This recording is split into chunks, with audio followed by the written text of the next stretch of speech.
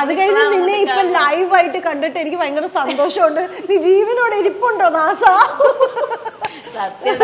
അന്നത്തെ ആ ദിവസം അത്ര എന്നെ അവിടെ ഇരുന്ന് നോക്കിയതും നമുക്ക് ഫുഡ് വാരി തന്നതും കുറച്ചു നേരം നമ്മളവിടെ ഓൾമോസ്റ്റ് ഒരു 1 hour 2 hour എങ്കിലും ഓൾമോസ്റ്റ് അതിനടുത്ത് ഇരുത്തിയായിരുന്നു. അപ്പൊ ചേച്ചി അവസാനം ചേച്ചിക്ക് വിഷമം വരാൻ തുടങ്ങി. പിന്നെ തിരിച്ച് നിങ്ങൾ ആരും ഞാൻ കണ്ടിട്ടില്ലല്ലോ. അതെ, എനിക്കിപ്പോൾ ഓർമ്മയുണ്ട് ആ ഒരു സമയത്ത് ഏറ്റവും കൂടുതൽ പൂജയ്ക്ക് നടുവിൻ്റെ ആ ഒരു പെയിൻ ആൻഡ് ഒരു ലിമിറ്റ് ഉണ്ടായിരുന്നു. ബട്ട് ആ ലിമിറ്റ് വരെ ക്രോസ് ആയി പോയിട്ടുണ്ടായിരുന്നു. അപ്പൊ ആ ഒരു സംഭവം എന്റെ മനസ്സിൽ ഇങ്ങനെ കിടക്കും. ഐ വാസ് സോ അവസാനം വന്നപ്പം അപ്സരേച്ചി എന്റെ അടുത്ത് അനൗൺസ് ചെയ്തു. ബിഗ് ബോസ് പറഞ്ഞു അപ്സര വന്നു അകത്ത് വരുമെന്ന് പറഞ്ഞു. അപ്പോഴും ഞാൻ അറിഞ്ഞിട്ടില്ല യു വേണ്ടെന്ന്. ഞാൻ അകത്ത് ഓടി വന്ന് നോക്കിയപ്പം പോയോ പൂജ. ഓക്കെ ഫൈൻ, എന്തായാലും കുഴപ്പമില്ല, വേഗം ട്രീറ്റ്മെന്റ് സ്റ്റാർട്ട് ആവട്ടെ.